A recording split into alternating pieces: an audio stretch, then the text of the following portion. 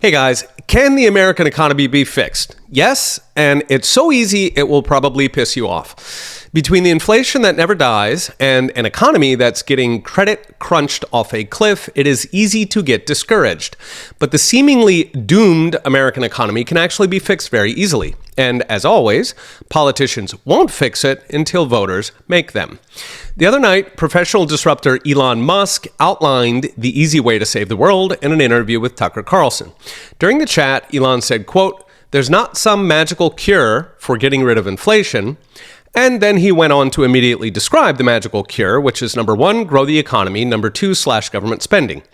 Now, the urgency is because the Fed's current solution to inflation is to choke the economy into depression and financial Armageddon, and it would be super to try something else.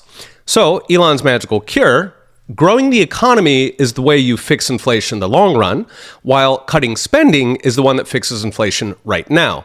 That matters for ending the Fed's cocaine bear rate hikes that are currently crashing the economy. This is because if the Fed stops playing ball, if it stops buying up federal debt, that forces Congress to either slash deficits or to make bond markets go parabolic, meaning prices crash and rates spike. In the old days, they called this the bond vigilantes, who would police deficits by refusing to buy bonds. The bond vigilantes, of course, retired when the Fed turned into chief dealer for the junkies in Washington. So starting with growth, I had a video the other day walking through the relationship between economic growth and inflation. I said, imagine a big pile of stuff for sale, which is the economy, and then a big pile of money for sale, which is money in circulation. Divide stuff by money, and you get the price level, the price of stuff. So inflation is when there's not enough stuff and there's too much money. And that is Elon's correct magical cure. More stuff, less money. Now, growing an economy is easy. Get government out of the way. Specifically, slash useless regulations, slash predatory taxes, slash wasted spending.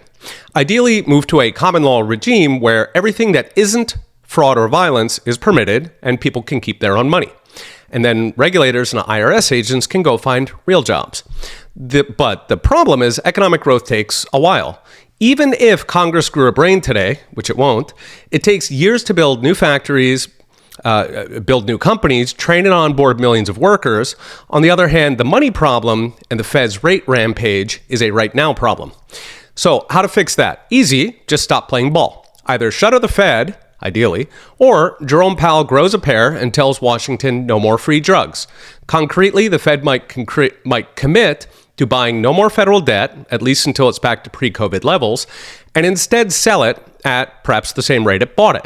This would mean about $130 billion in dollar tokens bought up and canceled at the Fed, literally reversing the inflation that they caused in the first place.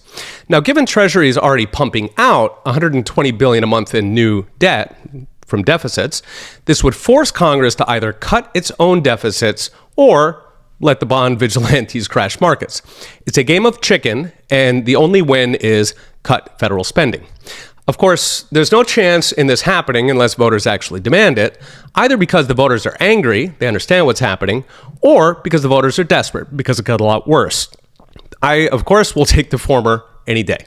Okay, we'll be watching. See you next time.